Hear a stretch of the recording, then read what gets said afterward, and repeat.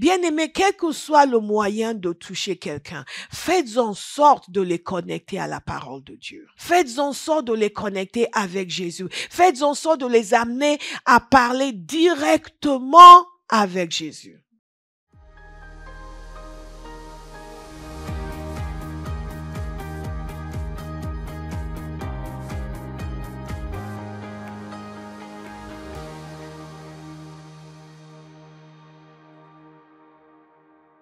Regardez avec moi dans Jean chapitre 4. Nous parlons de la mission. Le titre de ce message, c'est la mission. La femme de Samarie. En anglais, nous disons toujours The Woman at the Well. Mais vous les francophones, vous dites la Samaritaine. Zegedo bush de gede dida dida. Linde de du sototo. La femme de Samarie. Dans Jean chapitre 4, il nous a dit ceci. Le Seigneur a appris que les pharisiens avaient entendu dire qu'il faisait et baptisait plus de disciples que Jean. À vrai dire, Jésus ne baptisait pas lui-même, mais c'était ses disciples qui le faisaient. Alors il quitta la Judée et retourna en Galilée. Comme il devait traverser la Samarie, il arriva dans une ville de Samarie appelée Sychar, près du champ que Jacob avait donné à son fils Joseph. Là se trouvait le puits de Jacob. Jésus, fatigué du voyage, était assis au bord du puits. C'était environ midi. Une femme de Samarie vint puiser de l'eau. Jésus lui dit, « Donne-moi à boire. » En effet, ses disciples étaient allés à la ville pour acheter de quoi manger. La femme samaritaine lui dit, « Comment? Toi qui es juif, tu me demandes à boire, à moi qui suis une femme samaritaine? » Les Juifs, en effet, n'ont pas de relation avec les Samaritains. Jésus lui répondit, « Si tu savais quel est le cadeau de Dieu et qui est celui qui te dit, donne-moi à boire, tu lui aurais toi-même demandé à boire et il t'aurait donné l'eau, il t'aurait donné de l'eau vive. » Seigneur lui dit, la femme, tu n'as rien pour puiser, le puits est profond. D'où aurais-tu donc cette eau vive? Es-tu toi plus grand que notre ancêtre Jacob, qui nous a donné ce puits et qui a bu de son eau, lui-même, ses fils et ses troupeaux? Jésus lui répondit, toute personne qui boit de cette eau-ci aura encore soif. En revanche, celui qui boira de l'eau que je lui donnerai n'aura plus jamais soif. Et l'eau que je lui donnerai deviendra en lui une source d'eau qui jaillira jusque dans la vie éternelle. La femme lui dit, Seigneur, donne-moi cette eau afin que je n'ai plus soif et que je n'ai plus à venir puiser ici. Va appeler ton mari, lui dit Jésus, et reviens ici. La femme répondit, je n'ai pas de mari. Jésus lui dit, tu as bien fait de dire je n'ai pas de mari, car tu as eu 5 maris. Et l'homme que tu as maintenant n'est pas ton mari. Et en cela, tu as dit la vérité. Seigneur, lui dit la femme, je vois que tu es un prophète. Nos ancêtres ont adoré sur cette montagne, et vous dites-vous que l'endroit où il faut adorer est à Jérusalem. Femme, lui dit Jésus, crois-moi, l'heure vient où ce ne sera ni sur cette montagne ni à Jérusalem que vous adorez le Père. Vous adorez ce que vous ne connaissez pas. Nous adorons ce que nous connaissons, car le salut vient des Juifs. Mais l'heure vient, et elle est déjà là, où les vrais adorateurs adoreront le Père en esprit et en vérité. En effet, ce sont là les adorateurs que recherche le Père. Dieu est esprit, et il faut que ceux qui l'adorent en esprit et en vérité. La femme lui dit, je sais que le Messie doit venir, celui que l'on appelle Christ. Quand il sera venu, il nous annoncera tout. Jésus lui dit, je le suis, moi qui te parle. Là-dessus arrivèrent ses disciples, et ils étaient étonnés de ce qu'il parlait avec une femme. Toutefois, aucun ne dit, que lui demandes-tu? Ou pourquoi parles-tu avec elle? Alors la femme laissa sa cruche, s'en alla dans la ville et dit aux habitants, venez voir un homme qui m'a dit tout ce que j'ai fait. Ne serait-il pas le Messie? Il sortit de la ville et vint vers lui. Pendant ce temps, les disciples le pressaient en disant, Maître, mange. Mais il leur dit, j'ai à manger une nourriture que vous ne connaissez pas. Les disciples se disaient donc les uns aux autres, quelqu'un lui aurait-il apporté à manger? Jésus leur dit, ma nourriture est de faire la volonté de celui qui m'a envoyé et d'accomplir son œuvre. Ne dites-vous pas qu'il y a encore 4 mois jusqu'à la moisson? Eh bien, je vous le dis, levez les yeux et regardez les champs. Ils sont déjà blancs pour la moisson. Celui qui moissonne reçoit un salaire et amasse du fruit pour la vie éternelle, afin que celui qui sème et celui qui moissonne se réjouissent ensemble. En effet, en cela, cette parole est vraie. L'un sème et l'autre moissonne. Je vous ai envoyé récolter une moissonne qui ne vous a pas demandé de travail. D'autres ont travaillé et vous êtes entrés dans leur travail. Beaucoup de Samaritains de cette ville crurent en Jésus à cause des paroles de la femme qui rendait ce témoignage. Il m'a dit tout ce que j'ai fait.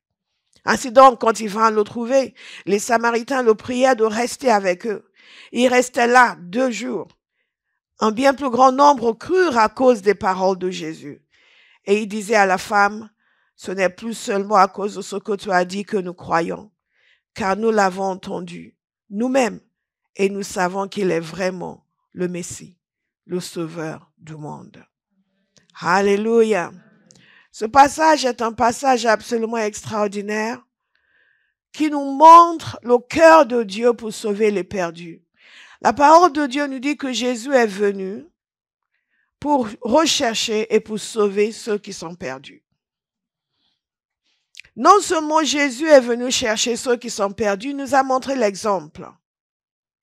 Il nous a montré l'exemple de la manière d'aller vers les gens qui ne le connaissent pas et de l'impératif de le faire. Nous allons essayer de décortiquer ce passage et en tirer quelques éléments d'information, d'enseignement, de révélation et d'inspiration pour nous en cette saison, alors que nous sommes décidés à honorer le Père et faire ce qu'il nous a dit de faire afin que sa maison soit remplie. Est-ce qu'il y a un amen dans cette salle? Amen. Glory to God. Si je dois le dire moi-même, je le dirai moi-même. Amen. Un exemple extraordinaire des leçons puissantes est la démonstration de l'obéissance de Jésus envers le Père et l'obéissance que nous devons manifester vis-à-vis des instructions que Jésus nous a données. Ce matin, nous avons vu l'impact extraordinaire de l'obéissance aux instructions.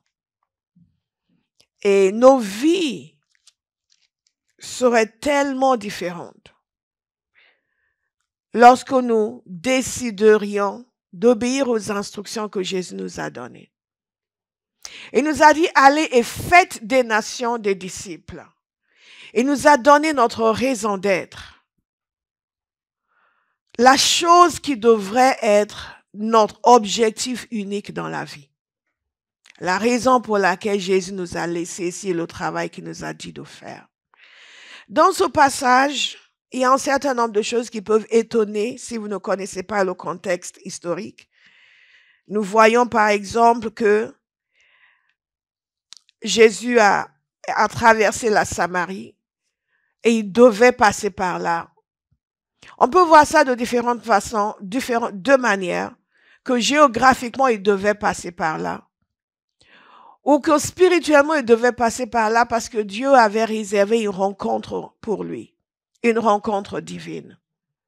Géographiquement, il devait passer par là, même si ce n'était pas une obligation. C'était le moyen le plus court pour aller de la Judée à la Galilée. Il fallait passer par la Samarie.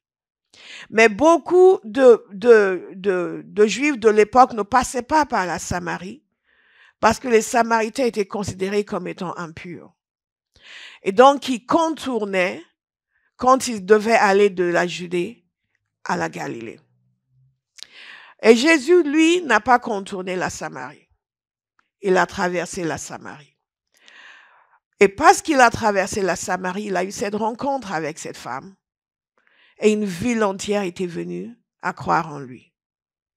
Et il y a beaucoup de leçons, d'ores et déjà, que nous pouvons tirer pour nos vies. Et c'est quand nous laissons le Saint-Esprit nous conduire. Les chemins par lesquels il va nous conduire pour faire l'œuvre de Dieu ne vont pas nécessairement être les chemins qui nous semblent les plus agréables pour nous. Mais si nous suivons le Saint-Esprit, nous allons voir toujours que l'objectif de Dieu sera atteint. Et dans cette situation, Jésus n'a pas contourné la Samarie et l'objectif du Père a été atteint. Il y a un certain nombre de choses que cette femme dit également. Elle est surprise de ce que Jésus lui parle. Lui, un juif, elle, une samaritaine. Si vous êtes ici depuis quelques années, vous connaissez la relation entre les Juifs et les Samaritains. Mais pour ceux qui sont nouveaux, ce qu'il faut savoir, c'est que les Samaritains sont un peuple issu d'un mélange entre des Juifs et d'autres peuples. Le royaume de David et de Salomon a été scindé après la mort de Salomon, lorsque son fils est arrivé au pouvoir. Il y a eu une rébellion contre lui. 2 royaumes ont été créés, le royaume de Juda et le royaume d'Israël. Le royaume de Juda est resté fidèle à la maison de David. Et les rois de Juda étaient les descendants de David. Le royaume d'Israël a vite sombré dans la désobéissance, dans l'idolâtrie, dès le début. Et la majeure partie des mauvais rois étaient des rois d'Israël, les rois du Nord. Il y a eu quelques mauvais rois dans le royaume du Sud, le royaume de Juda. Certains étaient même notoires, comme Manassé par exemple. Mais quasiment tous les rois d'Israël, il y a peut-être quelques-uns ici et là, mais quasiment tous étaient des rois idolâtres et mauvais. Ce qui s'est passé, c'est que le jugement est tombé sur Israël, sur le royaume d'Israël, le royaume du Nord. Quand vous lisez dans la parole de Dieu, vous parle du royaume du Nord, c'est ce royaume-là, les 10 tribus, même si certaines de ces tribus ont rejoint Juda. Et le roi d'Assyrie est venu les emmener en captivité. Ils sont partis en captivité. Après, au moment aussi, Juda aussi est tombé sous la coupe du roi de Babylone. Ils sont partis en captivité. Ce qui se passait à chaque fois, quand les gens étaient emmenés en captivité, c'est que les rois étrangers qui les emmenaient en captivité amenaient d'autres peuples pour peupler ce territoire, pour éviter que les nations ne se reconstruisent et ne se rebellent. Donc, quand ces départs en captivité se sont produits, d'autres peuples ont été amenés et se sont mélangés avec les Juifs. Certains des Juifs ont accepté de se marier avec ces étrangers, se sont mélangés et ils ont constitué un autre peuple. Quand vous lisez Néhémie, par exemple, vous allez voir ce problème de mariage et les autres qui sont restés, qui ont gardé l'intégrité nationale, ne voulaient plus avoir des relations avec ces peuples qui adoraient l'Éternel, mais il y avait des différences. Ils avaient leur Torah, il y avait beaucoup de choses qui étaient différentes. Ils avaient aussi construit leur temple sur le mont Gérazim et elle évoque cela également dans ce passage. Mais il y a donc une inimitié entre ces 2 peuples. Les Samaritains étaient considérés comme étant impurs. Il n'y avait pas de relation sauf pour les affaires. Ils ne mangeaient pas ensemble, ne buvaient pas ensemble. Et cela explique l'étonnement de la femme quand Jésus lui a demandé de lui donner de l'eau à boire. Si nous ne connaissons pas le contexte socio-culturel et historique, nous allons être étonnés pour dire, mais pourquoi elle ne lui donne pas à boire? Pourquoi? C'est quoi cette histoire? Donc, c'est dans ce genre de contexte que Jésus a rencontré cette femme. Donc, tout les séparait, absolument tout. Ils étaient séparés sur le plan socio-culturel, sur le plan religieux, ils étaient séparés. Quand vous regardez de l'époque de Néhémie, par exemple, ces questions de mariage s'étaient posées. Et aussi, certains voulaient, à une époque, dire, nous voulons participer avec vous dans la reconstruction. Et ils ont dit, non, nous ne voulons pas que vous veniez nous aider dans la reconstruction. Donc, comprenez bien, nous ne connaissons pas ce genre de situation. Aujourd'hui, ça n'existe pas. Mais il faut vous positionner dans cette époque pour réellement prendre la mesure de l'importance de cette rencontre entre Jésus et cette femme. Donc, la première chose, c'est la question socioculturelle et religieuse. La deuxième chose, c'est la question homme-femme. À cette époque, un homme ne parlait pas avec une femme qui n'était pas son épouse en public. Certainement pas un rabbin. Donc, Jésus, non seulement ne devait pas s'adresser à cette femme parce qu'elle était samaritaine, il ne devait surtout pas s'adresser à elle parce que c'était une femme. Et les règles étaient très strictes à l'époque. Et vous allez voir, plus tard dans le passage, quand ses disciples sont revenus, ils étaient étonnés, pourquoi? De ce qu'il parlait avec une femme. Alléluia. Je pense que si je vois un de nos frères parler avec une femme, c'est trop tôt pour commencer à dormir. Si je vois un de nos frères parler avec une femme en coin de rue, je ne vais pas dire, oh, il parle avec une femme. Bon, je pourrais taquiner Evans. Lui, je dirais, c'est qui elle? Je pourrais même dire, madame, vous savez, c'est un homme marié. Alléluia. Non pas que je le soupçonne, mais juste pour le chahuter. Alléluia. Mais d'habitude, on ne va pas s'étonner du fait de vous voir parler avec une femme. Mais dans la culture de l'époque, c'était quelque chose d'extrêmement choquant. Amen. Je veux que vous méditiez sur cela parce que vous devez comprendre à quel point cette rencontre est extraordinaire. Et ce que Jésus attend de nous. Amen. Donc cette femme arrive, elle dit à Jésus, Jésus lui dit, donne-moi à boire. Remarquez, la première chose, c'est qu'il nous a dit que Jésus était fatigué. J'ai essayé de lire dans cette Bible-ci.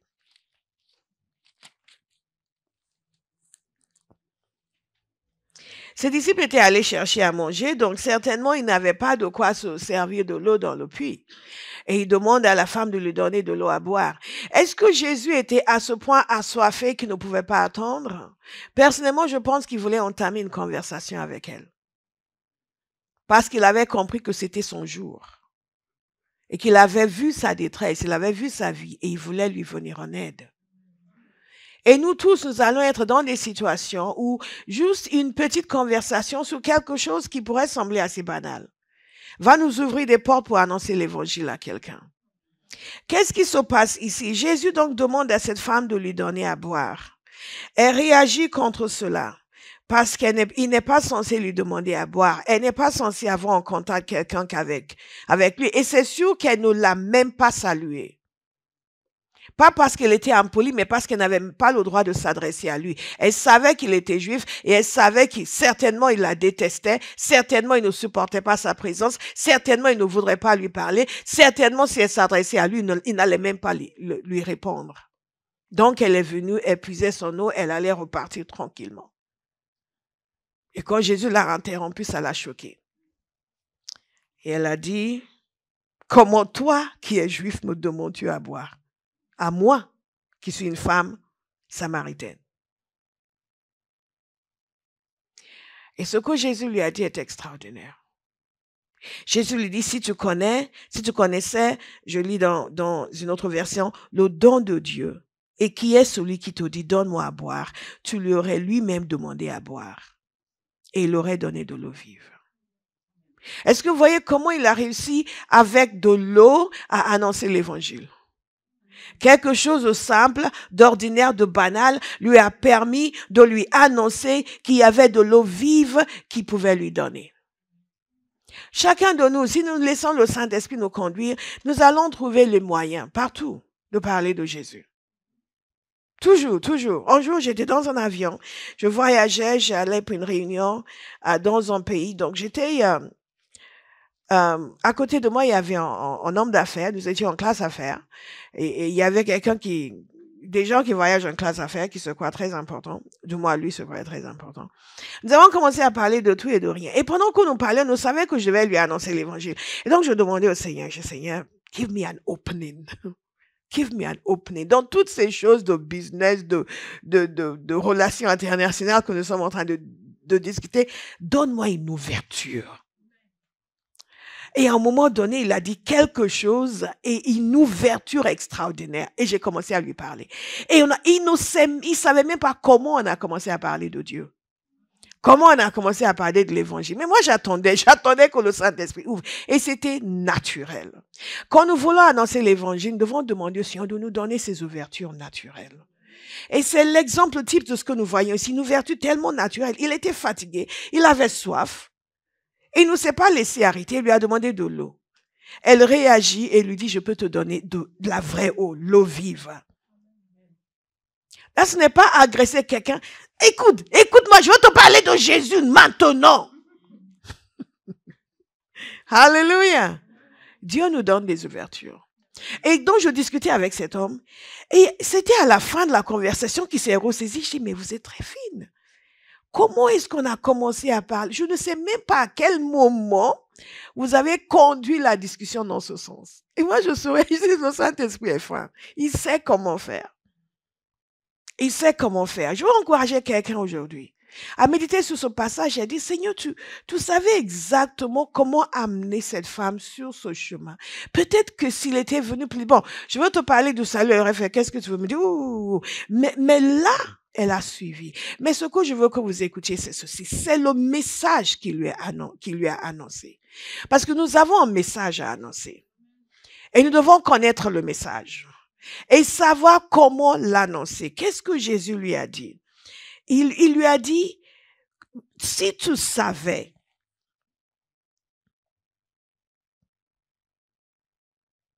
si tu connaissais le don de Dieu et qui est celui qui te dit, donne-moi à boire, tu l'aurais toi-même demandé à boire et il t'aurait donné de l'eau vive. Et nous, on peut dire, ouais, bon, de l'eau vive, c'est bien. Mais ça a tout un sens pour le peuple de Dieu. Tout un sens pour le peuple juif, tout un sens même pour les Samaritains. Je vais vous lire quelques passages sur ce que Dieu dit dans sa parole sur l'eau. Parce qu'il y a tout un symbolisme de l'eau qui vient de Dieu et qui nous donne la vie éternelle. En réalité, ce que Jésus est en train de lui dire, et elle a mis un peu de temps à comprendre. Parce qu'elle parlait encore, oui, mais donne-moi cette eau pour que je n'ai plus besoin de venir puiser dans ce puits. Cette rencontre est vraiment un exemple pour nous. La manière dont vous commencez à parler de Jésus et les gens sont encore sur une autre planète. Vous avez l'impression qu'ils ne comprennent rien de ce que vous dites. Mais à chaque instant, quand nous sommes attentifs, Dieu va donner encore quelque chose. Regardez ce qui se passe ici. C'est vraiment extraordinaire. Je vais vous lire d'abord quelques références sur l'eau parce qu'après, elle a dû comprendre. Oh, l'eau vive, mais c'est ça. Regardez. Dans Jean 6, 35, notez s'il vous plaît. Jésus leur dit, c'est moi qui suis le pain de la vie. Celui qui vient à moi n'aura jamais faim et celui qui croit en moi n'aura jamais soif. Vous suivez? Apocalypse 7, 15, verset 15 au verset 17. C'est pourquoi ils se tiennent devant le trône de Dieu et le servent jour et nuit dans son temple. Celui qui est assis sur le trône les abritera sous sa tente. Ils n'auront plus faim, ils n'auront plus soif. Le soleil ne les frappera plus ni aucune chaleur brûlante. En effet, l'agneau qui est au milieu du trône prendra soin d'eux et les conduira aux sources des eaux de la vie. Et Dieu essuiera toutes larmes de leurs yeux. Le symbolisme de l'eau est extrêmement puissant. Dans la référence qu'elle fait à Dieu, à la vie que Dieu donne. Dans Jérémie 2, verset 13, en effet, c'est un double mal que mon peuple a commis. Ils m'ont abandonné, moi qui suis une source d'eau vive. Ils m'ont abandonné, moi qui suis une source d'eau vive. Pour se creuser des citernes fissurées qui ne retiennent pas l'eau. Vous voyez encore cette double image, l'eau vive et l'eau naturelle. Ils se creusent des citernes qui ne retiennent pas d'eau. Une image pour dire, ils vont chercher de l'aide ailleurs plutôt qu'en moi. Ils vont chercher la vie ailleurs plutôt qu'en moi. Ils vont chercher les ressources ailleurs plutôt qu'en moi, moi qui suis la source d'eau vive. Nous allons boire en Jésus. Nous n'allons pas essayer de boire ailleurs. Alléluia. Jérémie 17, verset 13. Éternel, tu es l'espérance d'Israël. Tous ceux qui t'abandonnent rougiront de honte. Ceux qui se détournent de moi seront inscrits sur la terre, car ils ont abandonné la source d'eau vive qui est l'Éternel. Nous n'allons pas abandonner la source d'eau vive. Nous n'allons pas abandonner la source d'eau vive. Donc, quand Jésus lui dit, si tu savais le don de Dieu qui te parle, tu demanderais, je te donnerai de l'eau qui coule pour l'éternité. Nous recevons cette eau ce matin. Alléluia. Nous recevons cette eau ce matin. Nous recevons cette eau ce matin. Nous recevons cette eau ce matin. Nous recevons cette eau ce matin. Nous recevons cette eau ce matin. Nous ne cherchons pas ailleurs. Nous recevons cette eau ce matin. Alléluia. Mais ils ne savaient pas. Et beaucoup de gens que nous allons rencontrer ne le savent pas. Mais nous devons le savoir. Qu'est-ce qui donne l'assurance à un chrétien quand il annonce l'évangile? Parce qu'il sait ce qu'il a. Il sait qu'il a reçu les sources d'eau vive. Il sait qui est Jésus. Il connaît son message. Notez-le s'il vous plaît. Vous ne pouvez pas annoncer l'évangile si vous ne connaissez pas l'évangile. Si c'est juste avant j'avais du mal à dormir, maintenant je dors mieux, vous ne connaissez pas encore l'évangile. Alléluia. Jésus a parlé avec assurance, si tu connaissais le don de Dieu. Nous le connaissons. Le don de Dieu. Regardez. Ésaïe 44 que nous avons souvent prié en priant pour le réveil. En effet, je verserai de l'eau sur la terre qui a soif et des ruisseaux sur le terrain sec. Je déverserai mon esprit sur ta descendance, ma bénédiction sur tes rejetons. Hi! Et n'oubliez pas que l'eau aussi est un symbole de Saint-Esprit. Et donc tout cela vient et cette femme dit oui, mais donne-moi cette eau pour que je n'ai plus soif, que je n'ai plus besoin de venir ici puiser de l'eau. Nous allons apprendre des choses sur elle dans quelques instants.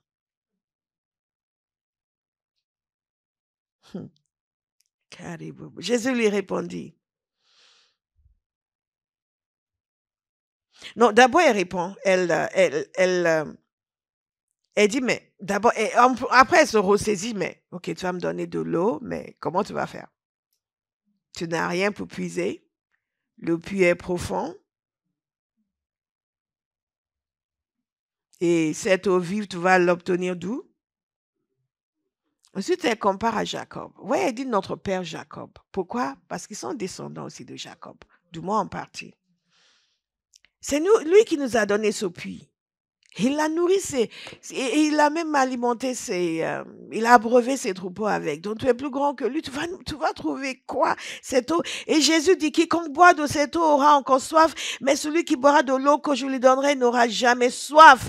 Et l'eau que je lui donnerai deviendra en lui une source d'eau qui jaillira jusque dans la vie éternelle. Quelqu'un l'a reçu ici? Vous n'en êtes pas convaincu? Quelqu'un l'a reçu ici? Quelqu'un l'a reçu ici? Alléluia. Aïe, aïe, aïe. Une source d'eau qui jaillira jusque dans la vie éternelle. Et donc, elle lui dit, donne-moi cette eau afin que je n'ai plus soif et que je ne vienne plus puiser ici. Et Jésus change maintenant de tactique. Il a annoncé l'eau vive. Ensuite, il lui donne une parole de connaissance. Amen. Il lui donne une parole de connaissance. Et il fait ça de manière détournée. Il ne l'attaque pas. Il ne dit pas, ah, je sais des choses sur toi. My God. À toi seul. Comment tu as fait? 5 maris. Et là, tu es dans le péché. Oh, femme. Non, pas du tout. Pas du tout. La révélation vient de Dieu et la sagesse aussi pour annoncer la révélation. Alléluia. Il y a toujours les gens qui vont mal réagir, même quand vous faites des choses avec beaucoup de sagesse, parce qu'ils n'ont pas la sagesse pour dire à Dieu, Dieu veut me bénir, c'est pour ça qu'il a révélé. Mais que ça ne soit pas parce que vous avez été dur. Il y a des fois où Dieu appelle les gens à la repentance, paf, et un serviteur de Dieu qui disait, une fois, il était en train de prêcher, et il s'est entendu dire, il est allé voir 2 personnes qui étaient assises côte à côte devant, à la première rangée, et il dit, cet homme ici est en train d'avoir des relations avec cette femme ici. Débandade totale. Parce que la femme était avec son mari, et l'homme était avec son épouse. Dans l'église. Le pasteur s'est levé. Ah!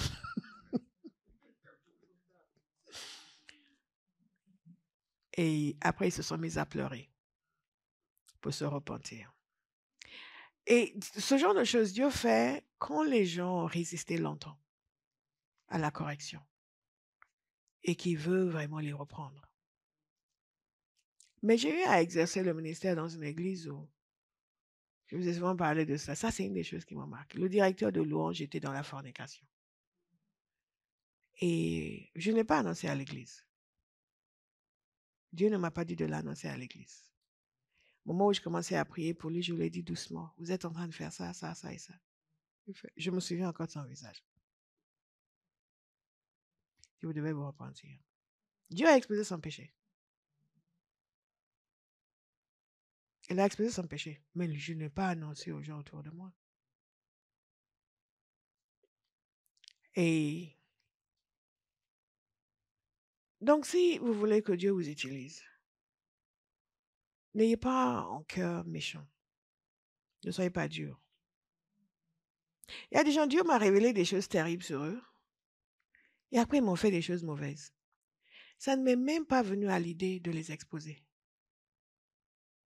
Est-ce que vous comprenez? Ils ont fait des choses et ont même amené des gens et ont menti me concernant. Donné l'impression aux gens que j'étais quelqu'un de pas bien. Alors que je les avais beaucoup aidés. Mais l'idée ne m'a même pas effleuré. Pour venir dire, asseyez-vous, je vais vous dire ce que je sais sur elle. Si c'est comme ça, moi, si je peux jouer ce jeu, non. Si vous faites ça, Dieu ne va plus vous faire confiance. Dieu ne va plus vous faire confiance. Dieu ne va plus vous faire confiance. Et c'est beaucoup plus important que Dieu vous fasse confiance que pour vous d'exercer la vengeance. Non. Nous avons la grâce avec laquelle Jésus lui a parlé. C'est important pour nous de comprendre ces choses. Nous devons apprendre à traiter les gens avec grâce, même quand eux ne sont pas bons. Vous n'êtes responsable que de votre conduite. Vous n'êtes pas responsable de la conduite de quelqu'un d'autre. Et Jésus nous montre un exemple extraordinaire ici. Il sait beaucoup de choses sur elle. Mais elle a dit de façon... Nous ne savons pas pourquoi elle était dans cette situation. Ça aurait pu être parce qu'elle était une femme de mauvaise vie, ou ça pouvait être parce que les hommes la quittaient, ou que les maris décédaient. Mais sûr et certain, là où elle n'était pas dans la droiture, parce qu'elle vivait avec un homme qui n'était pas son mari. Donc, s'il n'y avait que ça comme péché, c'était déjà grave. Mais nous sommes face à quelqu'un qui est brisé. Face à quelqu'un qui n'a pas une vie normale. Qui n'a pas une vie simple. Qui n'a pas une vie facile. Donc, je vous relis. Jésus lui dit,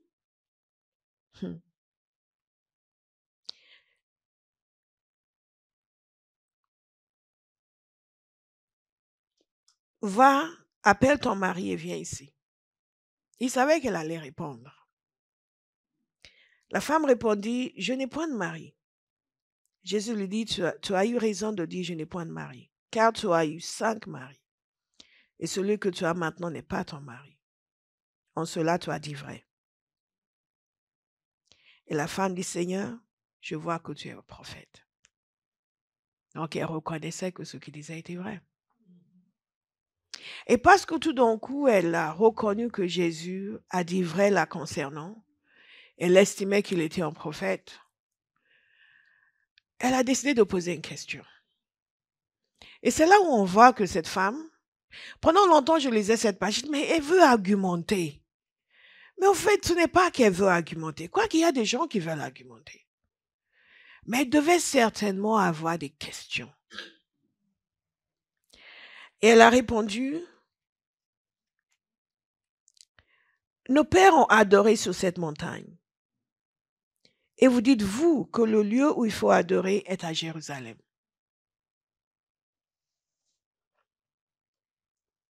Donc voilà quelqu'un qui veut adorer. En dépit de sa situation. En dépit de la vie qui n'était pas facile. En dépit du fait qu'elle avait tout à cœur, sauf l'adoration au moment où elle est venue chercher de l'eau. Mais le Saint-Esprit nous aide à toucher le cœur des gens. Le Saint-Esprit nous aide à aller au-delà des banalités de l'existence quotidienne. À faire en sorte que les cœurs soient touchés, que les besoins soient vus. Les gens se déplacent partout, ont l'air d'être bien dans leurs assiettes. Ils ont l'air d'être dans leurs assiettes ou leurs baskets. Enfin, ils ont l'air d'être bien, n'est-ce pas? Mais si vous saviez la douleur dans le cœur de beaucoup de personnes, les déceptions de la vie. Parce que quand je vois des chrétiens se comporter comme si, c'est pas évident, c'est Dieu, pourquoi on n'a pas prié pour moi? Mais toi encore, tu as des gens qui prient pour toi. Il y a des gens, tout ce qu'ils voient, c'est désespoir, avec un grand D. Ou incompréhension, ignorance, incertitude. Surtout, qui est Jésus? Ils ne savent même pas vous expliquer. Oui, ils disent qu'ils croient en Dieu, mais ils ne connaissent rien. Ils ne peuvent même pas vous expliquer. Ils n'ont pas d'espérance. Ils ont beaucoup de questions. Et cette femme avait des questions. Et Jésus lui a annoncé une révolution. Une révolution. Parce qu'elle était encore coincée dans le passé, parce qu'elle disait, oui, nous, nos ancêtres ont adoré sur cette montagne. Effectivement, ils avaient bâti leur temple sur le mont Gérizim. Et vous dites que c'est à Jérusalem. Et le temple des Juifs était à Jérusalem.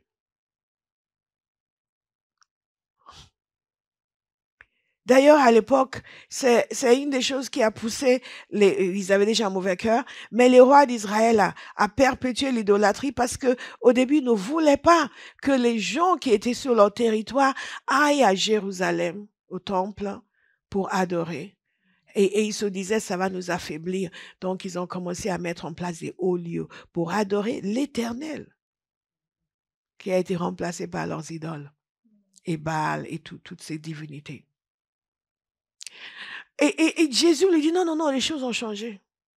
Et c'est ça la grande nouvelle, le grand message que nous annonçons. C'est que ce n'est ni ici, ni à Jérusalem que l'on va maintenant adorer Dieu. Quelqu'un dit, moi, je ne suis jamais allé à Jérusalem pour adorer Dieu.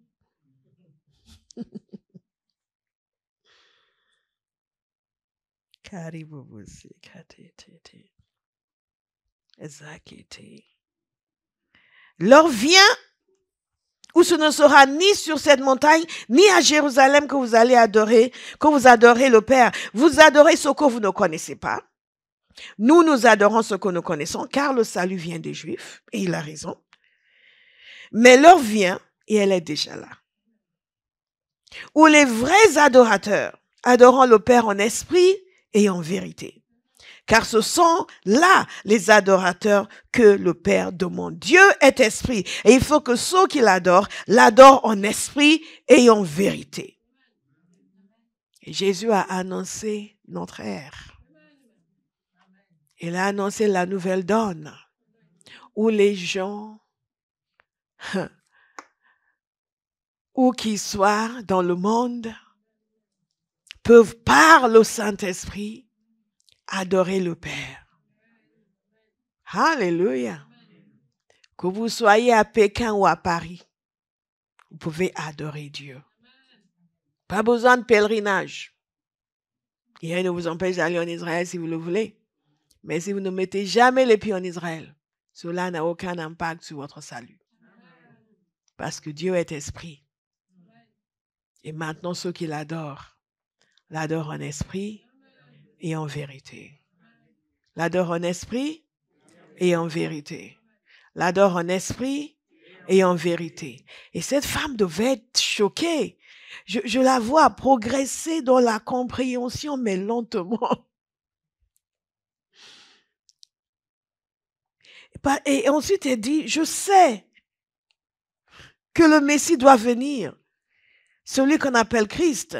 Quand il sera venu, il nous annoncera toutes choses. Elle doit se dire, ok, ça c'est, ok, je comprends, mais bon, en tout cas, le Messie va nous expliquer ça. Ça, c'est un changement total, mais il va nous expliquer. Quand il va venir, vous voyez qu'il croyait au Messie, n'est-ce pas? Comme les Juifs. Jésus lui dit, je le suis, moi qui te parle. Ça, c'est une des fois, des quelques fois, où Jésus a annoncé clairement qui il était. Et je peux imaginer cette femme, elle était juste venue chercher de l'eau. Elle ne savait pas qu'elle allait changer radicalement de vie. Je prie que Dieu mette des gens sur votre chemin. Qui sortent de leur maison en disant, bon, il faut que j'arrive au travail à l'heure, il faut que je puisse éviter des problèmes avec mes employés, mon patron, mes collègues, et il faut juste que je puisse juste rentrer tranquille et pas être trop déprimé aujourd'hui. Et les gens, ils partent, ils n'ont aucune autre pensée en tête et ensuite ils tombent sur vous. Et leur vie change. Ils rencontrent Jésus. Et leur destinée est assurée. Cette femme, j'imagine après, elle devait remémorer les événements de cette journée pour dire, oh, quelle journée. Elle entame et parle du Messie qui va venir. Jésus annonce que c'est lui. Et nous ne savons pas quelle était sa réaction immédiate parce que les disciples de Jésus sont arrivés en ce moment-là. Oh, ils ont interrompu la conversation. Et ils l'ont vu parler avec cette femme. Je dis, mais pourquoi il parle avec une femme? Pourquoi il parle avec une femme? Et toutes les femmes qui sont là, ne soyez pas vexées. Hein. Jésus a libéré les femmes. Alléluia. Vous n'êtes pas persuadés.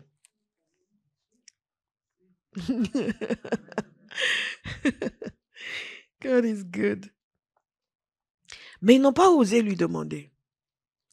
Et la femme qui a compris, la parole nous dit qu'elle a laissé sa cruche, elle est partie dans la ville, et elle a commencé à annoncer aux gens qu'elle a rencontré un homme qui était peut-être le Christ.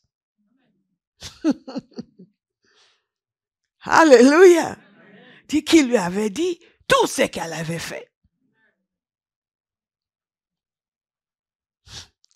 Les disciples de Jésus, ils devaient juste se regarder. Il parle avec une femme. Il parle avec une femme. Mais ils ne l'ont soupçonné de rien, puisqu'ils connaissaient son intégrité. Mais ils devaient dire, c'est pas possible. Qu'est-ce qui se passe? Et regardez cette femme qui était venue chercher de l'eau. Et selon les études, ce puits n'était pas le plus près. Donc, pour une raison quelconque, certains pensent que c'est parce que, à cause de sa vie, elle n'était pas appréciée, ne pouvait pas aller avec les autres femmes, parce que d'habitude, les femmes faisaient ça en groupe, collectivement, allaient chercher de l'eau. Elle était toute seule. Mais quelle que soit la raison, elle s'est quand même éloignée pas mal de sa ville pour venir chercher de l'eau. Et elle a eu cette rencontre qui l'a tellement bouleversée qu'elle a oublié l'eau qu'elle est venue chercher. Elle a laissé sa cruche. Et elle est repartie. Mais elle n'est pas juste repartie pour aller réfléchir à la maison ou pour s'agenouiller et prier comme nous faisons. Elle est repartie pour aller annoncer à tout le monde. j'ai peut-être rencontré le Messie. Je crois que j'ai rencontré le Christ. J'ai vu quelqu'un qui m'a raconté tout ce que j'ai fait. Et qu'est-ce qui s'est passé? Ils sont revenus voir. Abba House, nous décidons cette année que nous n'allons pas nous taire. Que nous n'allons pas nous taire. Nous allons raconter ce qu'il a fait pour nous. Nous allons raconter ce qu'il a dit sur nous. Nous allons chercher ceux qui doivent entendre. Alléluia. Vous savez ce qui s'est passé? Elle est allée proclamer. Elle est allée annoncer. Et la vie de cette femme a changé. D'une vie de tristesse, de péché, elle est devenue évangéliste. Sa vie a pris un autre sens. Vous savez, en Jésus, tout le monde a de la valeur. Dans le monde, on peut ne pas vous embaucher pour tel poste ou tel poste, mais Jésus vous embauche toujours. Toujours. Parce que ce dont Jésus a besoin, c'est des gens qui l'aiment, qui vont prier et qui vont annoncer son évangile. Et est-ce que vous avez constaté que sa situation personnelle ne l'a pas empêché d'être efficace dans l'évangélisation? Certains ont dit, je ne sais pas parler. Le Saint-Esprit te dira quoi dire. Oui, mais je ne suis pas très éloquent. Le Saint-Esprit qui te donne de parler, il va toucher le cœur. Tout dépend de ce que vous décidez de faire. Elle est repartie, elle a annoncé. Et qu'est-ce qui s'est passé? Ça, c'est extraordinaire. J'aime beaucoup les exemples que la parole de Dieu nous donne. Elle repart. Entre-temps, Jésus a une discussion avec ses disciples. Jésus ne veut plus manger. Ils se disent, mais qu'est-ce qu'il a mangé? Quelqu'un lui a apporté quelque chose? Et Jésus leur dit, j'ai une nourriture à manger. Qui sait quelle est cette nourriture que Jésus avait? Faire la volonté de Dieu. La satisfaction que nous avons de faire la volonté de Dieu. Que cette satisfaction soit la vôtre. Amen. J'ai dit que cette satisfaction soit... Ma nourriture est de faire la volonté de celui qui m'a envoyé et d'accomplir son œuvre. Avec la femme, il est passé de l'eau naturelle à l'eau vive. Avec ses disciples, il est passé de la nourriture naturelle à la volonté du Père.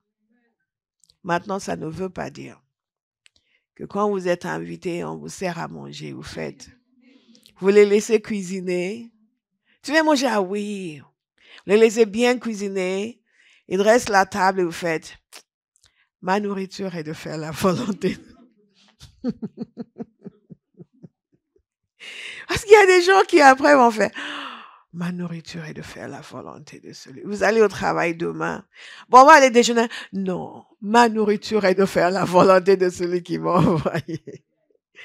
Ne faites pas ça.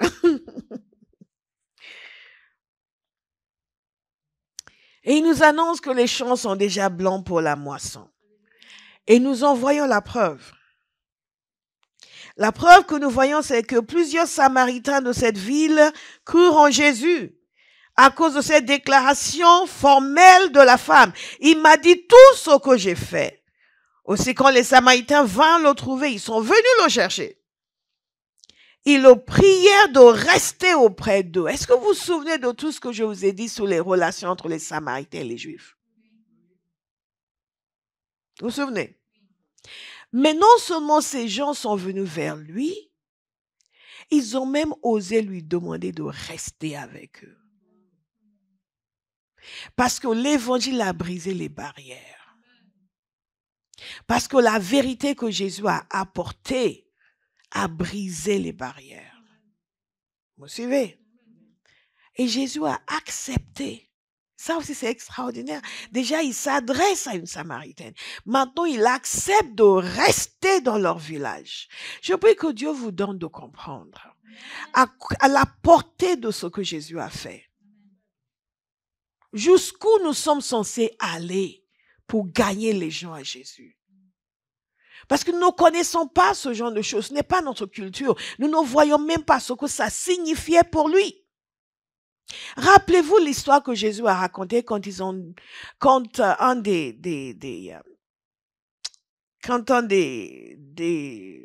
scribes avait demandé qui est mon prochain.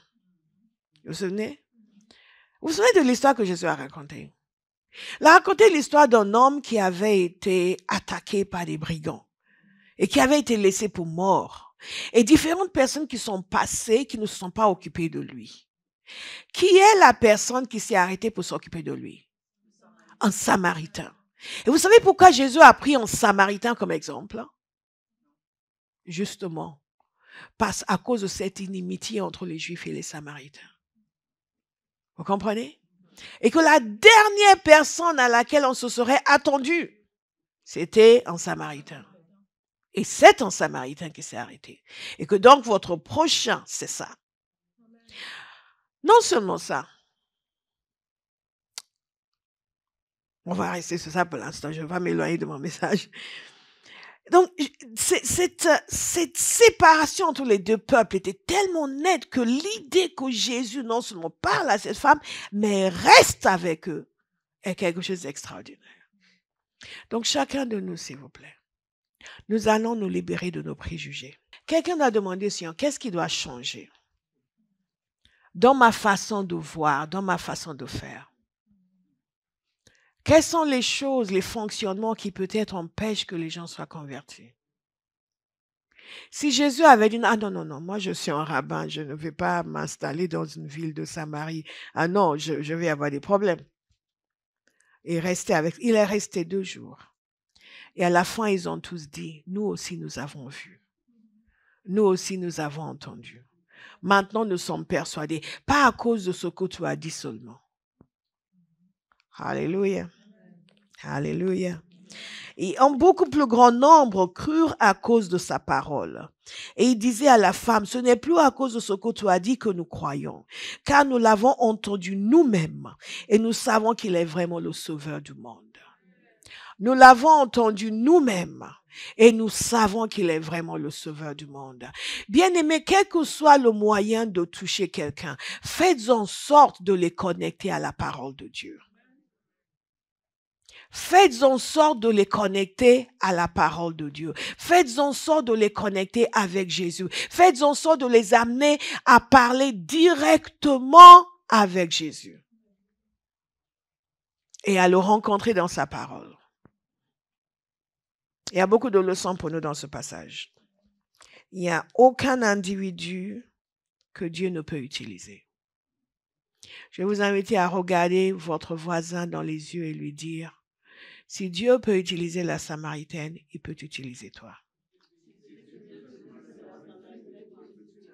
Peut-être que vous avez besoin de le réveiller. Je vois ma soeur là au fond qui ne semble pas savoir à qui s'adresser. Si Dieu peut utiliser la Samaritaine, il peut utiliser toi.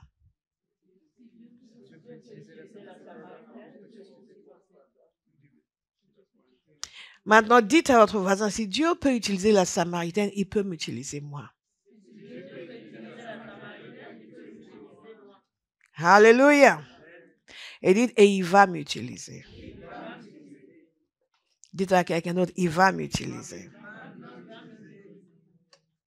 Ce qui est merveilleux avec cet évangile, je vous le dis tout le temps, j'ai une ferme assurance que quiconque vient à Abba House et suit ce qu'on lui dit de faire, sa vie va éclore.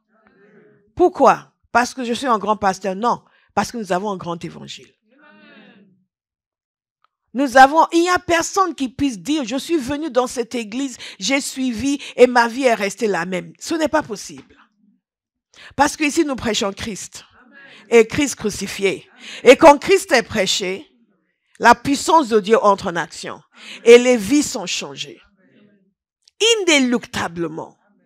Elle a rencontré Jésus. Sa vie a changé. Les gens de son village, les personnes qui ne devaient pas accueillir un juif, ils l'ont accueilli. Mais non seulement ils l'ont accueilli, ils ont tous été changés. Nous avons un grand message.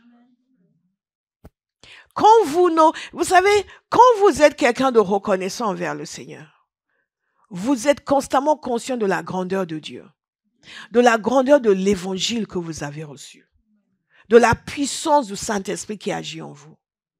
On ne va pas vous supplier d'annoncer l'évangile parce que vous vivez dans la conscience de la réalité de ce que vous avez reçu. Jésus a annoncé clairement que c'était lui qui donnait de l'eau vive. Il savait qui il était. Nous devons savoir qui il est. Chaque chrétien doit être habité par une conscience aiguë de la grandeur de Jésus. Par une conscience inébranlable du fait que Jésus sauve, Jésus guérit, Jésus délivre, Jésus libère. Nous avons un message qui ne peut être contredit. C'est la réalité, la vérité. Personne ne se donne à Jésus sans que la puissance de Dieu agisse dans sa vie. Personne ne s'est donné à Jésus que Jésus était incapable de sauver. Personne. Alléluia. Certains d'entre vous, vous avez travaillé dans la vente, vous essayez de convaincre des gens de prendre tel produit ou tel produit ou tel produit, et après, quand ils vous posent une question un peu embarrassante, vous changez vite de cap. Mais venez ici, madame, et ici, vous essayez de cacher le fait que l'autre, finalement, ils avaient raison, c'était pas un bon truc. Et vous essayez de les amener sur autre chose. Et il y a certains qui vont vous vendre quelque chose qui n'est pas vrai. J'ai expliqué aux gens comment j'avais pris le câble et ils m'ont installé le câble. Et j'ai découvert des années après que c'était pas, la fibre. Et ils m'ont menti. Ils ont installé autre chose. Et puisque j'étais ignorante, je ne savais pas. Je me disais, mais pourquoi ça fonctionne pas bien? Mais la fibre, ils ont bien mieux fonctionné. Yes. Yes. Yes. Et ils ont dit, ça, c'est la fibre. Et moi, ignorante que je suis, c'est au moment de changer d'opérateur que ils me demandaient des éléments que je ne trouvais pas. Donc, je suis allée sur ChatGPT, je lui ai donné une photo de ce que j'avais. Il dit, non, vous n'avez pas la fibre. Donc, quand l'autre opérateur m'a appelé, je dis, écoutez, voici ce que j'ai. Il m'a dit, ce n'est pas la fibre. J'ai dit, oui, c'est ce que ChatGPT m'a dit. Je suis allée, il a dit, vous avez bien fait. Effectivement, c'est un câble coaxial, ce n'est pas la fibre. Elle a dit, mais ils font ça parce qu'ils ont essayé de me faire ça à moi quand je devais déménager. Mais puisque je suis dans le métier, je leur ai dit, non, ça, ce n'est pas de la fibre. Alléluia. Mais nous, ce que nous annonçons, c'est de la fibre. La véritable. Et nous ne sommes pas en train de faire une publicité mensongère au sujet de Jésus. Ce que nous disons, c'est la vérité. Il n'y a aucun élément, aucun individu sur qui nous pouvons avoir la certitude que nous avons au sujet de Jésus. Le problème, c'est que beaucoup de chrétiens ne le côtoient pas suffisamment pour avoir cette certitude à son sujet. Pourquoi nous n'annonçons pas l'évangile? Parce que beaucoup ne sont pas sûrs d'eux-mêmes. Bien-aimés, j'ai une telle assurance en parlant de Jésus. Pas parce que je suis prédicateur, mais parce que je le connais. Alléluia. Impossible de donner sa vie à Jésus et de ne pas être converti. Vous n'avez même pas remarqué? Est-ce qu'on peut obliger Jésus à sauver les gens? Non, mais pourtant il les sauve toujours. Quand il se donne. Si quelqu'un n'est pas sauvé, c'est lui qui ne s'est pas donné. Est-ce que vous me suivez? Ces chaises ne sauvent pas.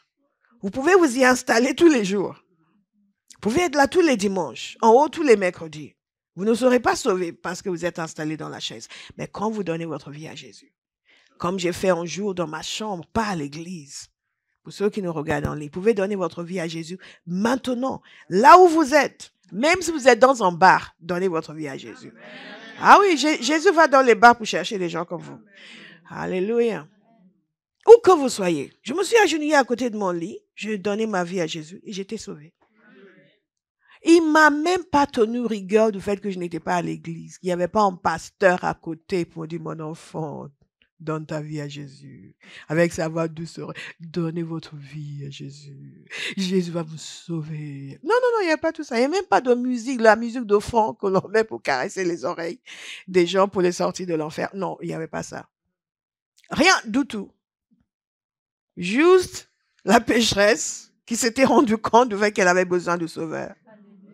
Et le Saint-Esprit. Et il m'a sauvé radicalement. Mais radicalement. C'était le jour et la nuit. Madame ici disait concernant sa vie, ce n'est plus la même personne. Ma mère le savait aussi. Ce n'était plus la même personne. My God, my God. Ce n'est plus du tout. J'étais devenue évangéliste. J'ai évangélisé ma mère. Je l'ai évangélisée. Au bout d'un moment, elle n'en pouvait plus. Elle allait à l'église, elle dit non, là où tu vas, ce n'est pas bon. Là, c'est un truc démoniaque. Qu'est-ce qu'elle connaît sur les démons? Hyper rationaliste. Tout d'un coup, Jésus, Jésus, Jésus, à toutes les sauces. Tu veux pas entendre parler de Jésus? Ne m'invite pas. Hein. Je viens et la première chose, are you born again? Un peu plus direct que le Seigneur dans cette rencontre ici. Il y a d'autres moments, il était hyper direct. Alléluia! Et j'étais en train de dire, Seigneur, nous tous, nous devons retrouver notre feu. Nous tous, nous devons retrouver notre zèle. Moi, je ne vais pas pour annoncer ce message pour dire, il faut que vous soyez zélés. Non, il faut que nous soyons zélés. Amen. Aïe, aïe, aïe, aïe, aïe, aïe, aïe. Plus de Jésus dans notre bouche. Alléluia. Plus de Jésus dans notre cœur. Amen. Alléluia. Une ville entière a été sauvée. Et nous devons avoir cette même mentalité. Ma nourriture, c'est de faire la volonté de Dieu. Ma nourriture, c'est de faire la volonté de Dieu. L'obsession de gagner notre génération. Jésus il avait déjà travaillé en Judée. Il quittait Jérusalem. Les pharisiens commençaient à s'attaquer à lui. Il pouvait juste rentrer tranquillement, se reposer. Et traverser la Judée pour aller en Galilée, c'était 3 jours de voyage quand même. Ça fatigue. Il dit non, il n'y a pas de métro. Parce que quand, vous voyez, les chrétiens qui ont reçu gratuitement le salut en Jésus et trouvent que, peut prendre le RER, peut venir jusqu'à l'église, c'est un peu loin. Whatever. Mais Jésus, 3 jours de marche pour aller en Judée, en Galilée, juste ça, sans parler de tout le reste.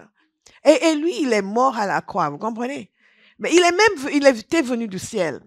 Il est allé à la croix pour nous. Et nous ne pouvons pas prendre le métro pour lui. Est-ce que vous comprenez à quel point nous sommes ridicules des fois dans les choses que nous disons? Et c'est notre ingratitude qui parle. Bien-aimés, Jésus compte sur nous. Comme il a compté sur la Samaritaine. Vous avez remarqué que Jésus n'est pas arrivé dans cette ville pour dire, ok, je viens vous dire que je suis le Messie. Non. Mais il a rencontré une femme. Il est allé annoncer à sa ville. Ils ont été interpellés. Ils sont venus le voir. Ils étaient curieux. Ils l'ont invité. Il est resté. Et ils ont cru. Jésus veut passer par vous. Vous connecter avec quelqu'un. Vous mettre dans une situation qui pouvait sembler naturelle, mais vous donner des paroles de vie qui vont amener les gens à s'ouvrir à lui. Et quand ils viennent à lui, là, ils le rencontrent eux-mêmes. Et ils sont délivrés. Je vous assure, il n'y a pas d'autre occupation qui vaille la peine. Il n'y a pas d'autre ambition qui vaille la peine. Et c'est pour cela qu'en Jésus, tout le monde est valorisé. Parce que nous pouvons tous le faire. Nous ne pouvons pas tous avoir des grandes discussions sur le hébreu et sur le grec, mais nous pouvons tous parler de Jésus. Parce que la connaissance de Jésus ne dépend pas de notre connaissance du grec ni du hébreu, même pas de notre connaissance de la Trinité, voyez-vous. Simplement, je suis perdu et j'ai besoin d'un sauveur. Et Jésus est mort pour mes péchés. Et je le reconnais, je me repens de mes péchés. Et je lui demande de me sauver. Regardez comment Jésus a parlé avec cette femme. Il pouvait lui expliquer. Il l'avait fait avec ses disciples. Il leur a expliqué dans toutes les Écritures les choses qui étaient dites le concernant. Vous vous souvenez après sa résurrection? Et ils ont compris. Mais il n'a pas fait ça avec cette femme. Il lui a juste dit des choses sur sa vie qui l'ont interpellé. Et ça l'a poussé à poser des questions. Et il a commencé à lui annoncer la nouvelle ère qui devait venir et lui dit que c'était lui le Messie. Et toute sa vie a changé. Alléluia. Je prie que Dieu puisse trouver en vous quelqu'un qui peut utiliser pour changer radicalement la vie des autres. Chacun de nous a de la valeur devant le Seigneur. Le même prix a été payé pour notre salut. Il n'a pas versé une goutte de sang en moins pour vous. Il n'a pas versé une goutte de sang en plus pour les pasteurs et les évangélistes.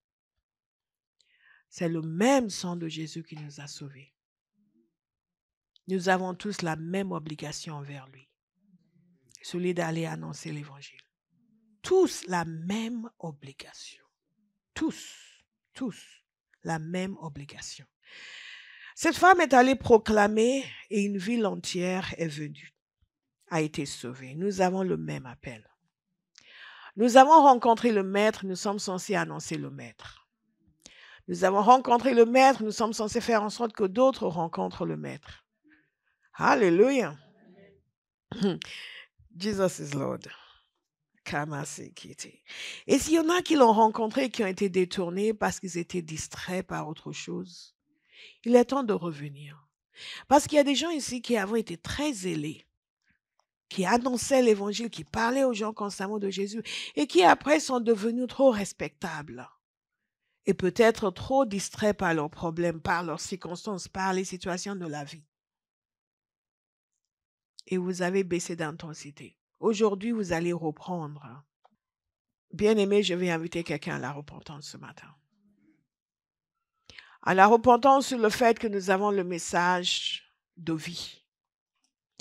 Nous avons le message par lequel les gens peuvent recevoir l'eau qui coule, l'eau qui jaillit pour la vie éternelle et que nous le gardons pour nous.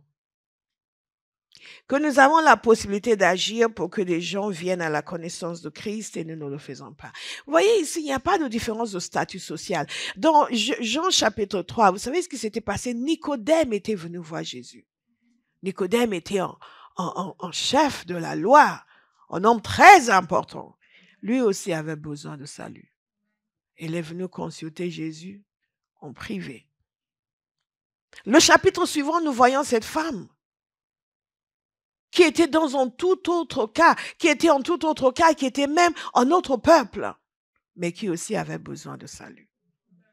Tous les gens que nous rencontrons chaque jour ont besoin de salut, quel que soit leur statut social, quelle que soit leur situation familiale, quelle que soit leur origine ethnique ou raciale.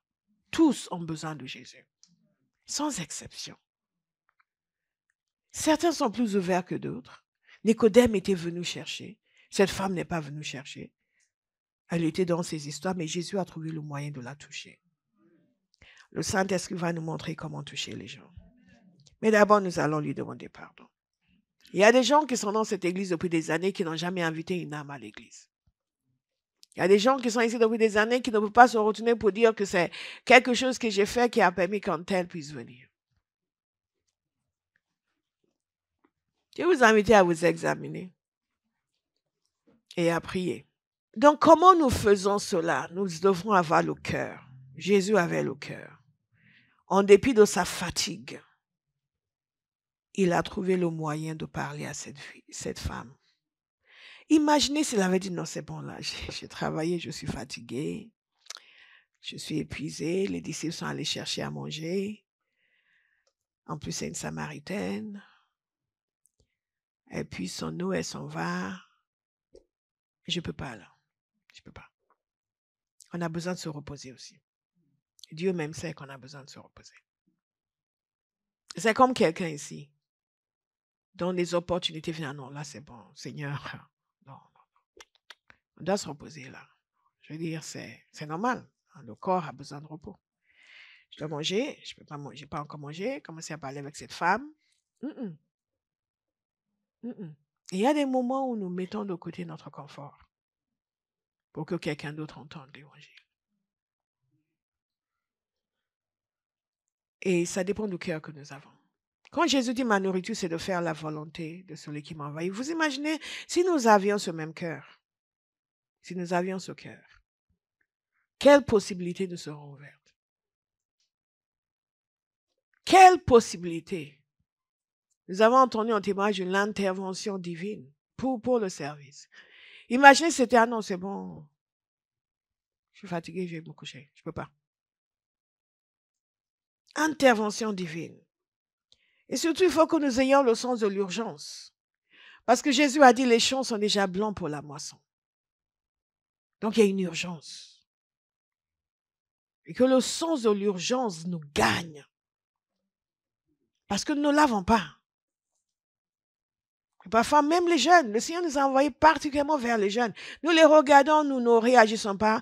Parce que nous avons l'impression qu'ils sont jeunes, peut-être qu'à 50 ans, certains n'arriveront pas à 50 ans. Certains à 50 ans auraient déjà bousillé leur existence. Certains se seraient déjà mis dans des relations qui détruisent leur vie. Certains auraient déjà choisi le mauvais parcours professionnel. Alors que s'ils étaient venus à Christ, ils auraient été conduits par le Saint-Esprit. Dès leur jeunesse. Quand le petit voulait faire son école, il a dit, ah, je sais pas, tu vas prendre un temps pour jeûner, pour prier. C'est peut-être la dernière fois qu'il a jeûné et prié d'ailleurs. Mais tu vas prendre un temps, tu vas jeûner, tu vas prier. Le Seigneur va te parler. Et je l'ai accompagné dans la prière de mon côté. Et le Seigneur lui a parlé. Il a choisi la bonne voie. Alléluia. J'ai eu une discussion avec lui une fois, je lui ai dit quelque chose, il me demandait, mes profs me disent, non, n'écoute pas tes profs, écoute-moi, fais ça. Et il va le faire, et il va réussir. Amen. Et ses profs vont dire, ah ben, heureusement que tu ne nous as pas écoutés. Amen. Amen. Tu disais que c'est peut-être la dernière fois qu'il a jeûné et prié, je vois quelqu'un qui l'a poussé. Pourquoi? Laissez-moi le chahuter. Il le mérite. Yes. God is a good God. Mais Dieu l'a orienté. Imaginez qu'il se soit converti à l'âge de 50 ans. Il aurait passé, je ne sais pas, 30 ans comme danseur de cabaret. Pour se réveiller à 50 ans, dire, je vais donner ma vie à Jésus. Non, c'est bien, quel que soit l'âge. Comme je disais à notre bien-aimé que Dieu va encore l'utiliser puissamment. Quel que soit l'âge, mais sachez ceci, il faut que nous allions vers les jeunes pour leur permettre d'orienter toute leur vie dans le sens de ce que Dieu veut. Il y a une grande joie que j'ai, c'est de m'être converti jeune. My God, j'aurais pu faire des dégâts avec ma vie.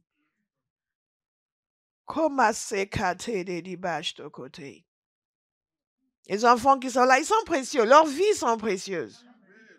C'est pour ça que je jaillis les parents. Qui continuent dans la voie du Seigneur. Quelle grâce extraordinaire. De ne pas vivre les horreurs que la jeunesse aujourd'hui est assiégée de toutes parts. Il y a comme une décision de l'enfer de les détruire. Certains, vous les voyez, ils disent, c'est madame, si c'est chose. Quoi? Je n'ai jamais vu une génération aussi attaquée que celle-ci. Nous ne pouvons pas rester là. À juste venir à être béni à Bahamas, à témoigner. Merci, pasteur. Vous savez, c'est merci, pasteur. Parfois, ça mérite. Hein. Je vous dis la vérité. Parce que quand quelqu'un dit, oh, j'ai un pasteur, après, moi, je suis béni, et tu été touché. Merci, pasteur. C'est bien, mais qui est-ce que tu as amené à Jésus depuis? En quoi toute cette grâce a servi le Seigneur? Amen. N'arrêtez pas de dire merci, parce que ça, je vais me vexer de ce que vous dites. Mais enfin, dites merci à Jésus en lui amenant une âme. Amen. Montrez votre reconnaissance. Nous parlons de gratitude. Montrons notre reconnaissance envers le Seigneur en faisant quelque chose pour lui. En lui amenant des âmes. En faisant ce qu'il est venu sur terre pour faire sortir les gens des ténèbres. Et quelle que soit votre situation personnelle. Il y a des gens qui sont, j'ai des problèmes. Donc en ce moment, on ne peut pas me demander d'aller évangéliser. Et si Dieu se retirait de ta vie aussi? Quand vous avez des problèmes, Seigneur, je n'ai pas démissionné. Je suis toujours là. Je suis à l'œuvre pour toi. Toi aussi, tu es à l'œuvre pour moi. Moi, je suis à l'œuvre pour toi. Imaginez si Dieu disait, j'ai tellement de gens à gérer. Je n'ai pas le temps pour toi en ce moment.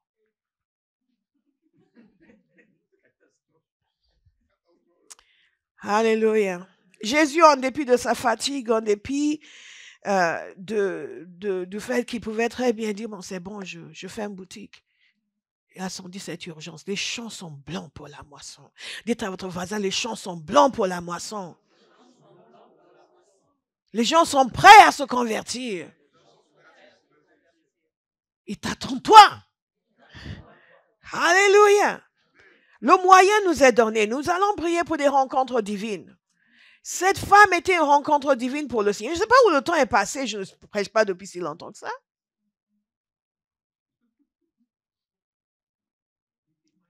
Ah, les témoignages, tu me rassures.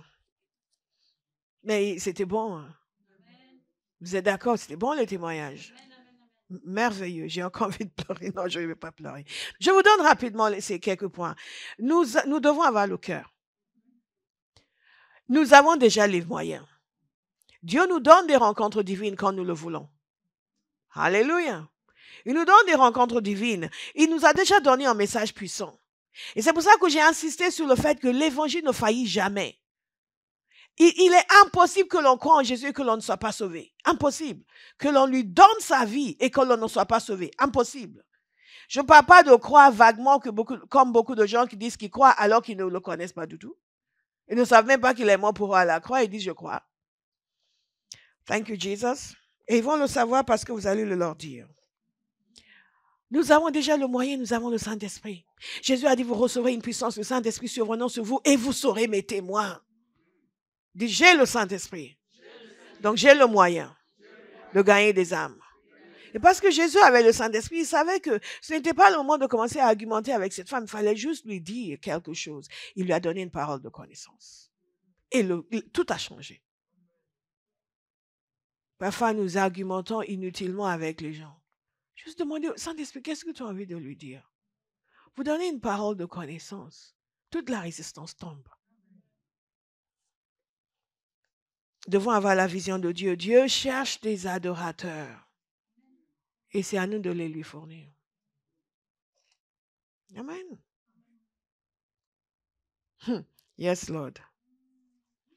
Ce qui veut dire que comme la gratitude, la mission est un style de vie. C'est un style de vie.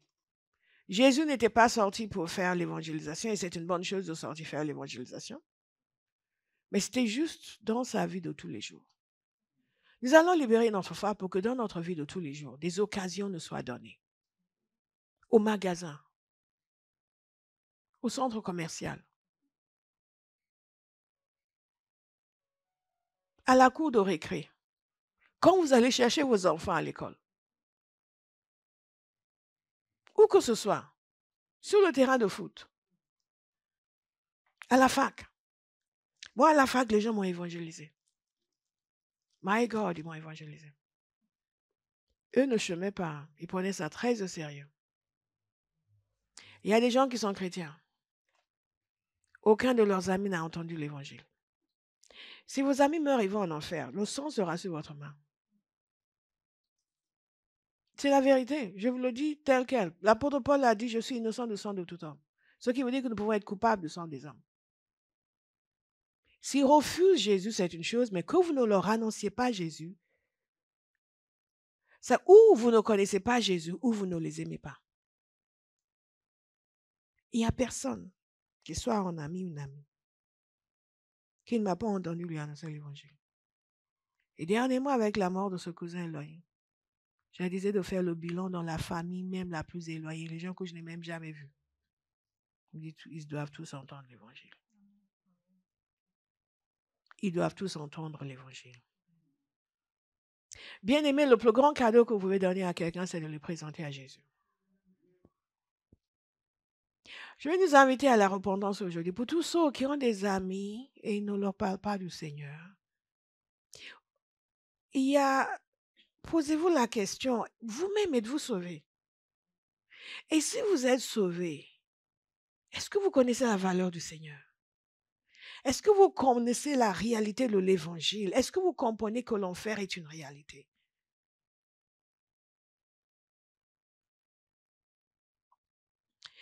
Quelle est la chose qui fait en sorte que j'aime quelqu'un? Je vous ai dit, j'ai évangélisé ma mère. My God. Parce que tout d'un coup, j'ai compris qu'elle était dans les ténèbres. Toute notre vie, elle nous a fait croire qu'elle était croyante. Nous, on pensait qu'elle était dans la vérité. Et à ma conversion, je me suis rendu compte de, my God, elle n'est pas sauvée.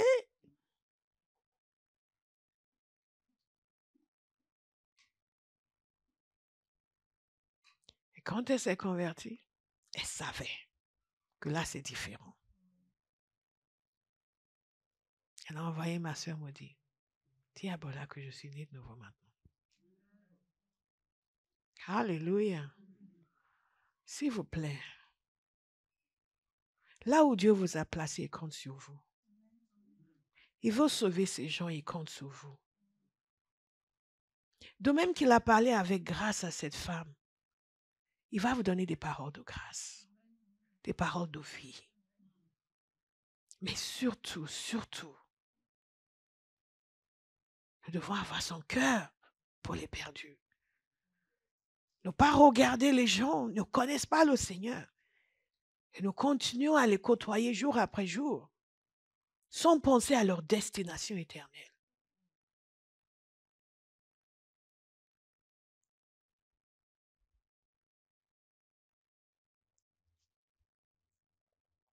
Je vous ai parlé de Hudson Taylor. Il était missionnaire en Chine au 19e siècle. Hudson Taylor est allé en Chine. Et un de ses convertis lui a demandé, depuis quand est-ce que vous avez l'évangile dans vos pays? Et quand il lui a dit, historiquement, depuis quand l'évangile est venu sur le continent européen, l'autre était choqué. A dit, et c'est que maintenant que vous venez nous le dire? Il y a quelqu'un quelque part à qui vous auriez dû le dire depuis longtemps. Quand Béa s'est convertie, elle était choquée de la passivité des chrétiens. Vrai ou faux? Elle était outrée, alors qu'elle était une athée confirmée et hédoniste par ailleurs, du genre à danser sur les tables, habillée olé olé. De temps en temps, quand on marche dans la rue, je vois une fille, je dis, oh la pauvre, quand je vois elle habillée, elle me dit, ah, j'étais comme ça avant, parce que j'ai, oh Jesus. Oh, merci, Lord. Ah, moi, je la regarde, l'Éternel est grand. Ah, mais je faisais pire que ça. Et pourquoi sommes tous là, on chante entre nous, on est entre nous? Pourquoi les gens ne parlent pas? Pourquoi les gens n'annoncent pas l'évangile? Pourquoi?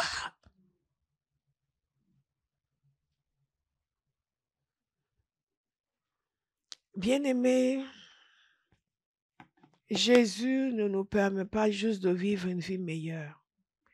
Il nous sauve d'une destination finale séparée de Dieu. Ceci est en fait. Et il nous demande de nous jeter avec lui dans la mer. Vous vous souvenez de la vision des perdus de William Booth? De nous jeter dans la mer pour sauver les gens qui sont en train de plonger. C'est un changement complet de notre vision du monde. Les gens meurent chaque jour. Combien d'entre eux nous ont côtoyés à un moment donné et restent encore dans les ténèbres? Et restaient encore dans les ténèbres jusqu'à leur décès. Combien de gens autour de nous aujourd'hui restent dans les ténèbres, en dépit du fait qu'ils nous côtoient depuis des années? Je dis toujours, quiconque me côtoie qui va en enfer, c'est parce qu'il voulait vraiment y aller. Ce n'est pas parce que je n'ai pas fait le nécessaire. Et certains d'entre nous, nous ne connaissons pas vraiment l'évangile. Nous savons juste que nous avions un problème et Jésus nous a aidés. Et nous ne comprenons pas qu'il y a une question de vie et de mort. Que le Fils de Dieu a été révélé pour détruire les œuvres du diable pas juste pour vous permettre d'être bien dans votre peau. Quand vous voyez qu'il y a une puissance qui est capable de pousser une gamine de 4 ans à essayer de se suicider.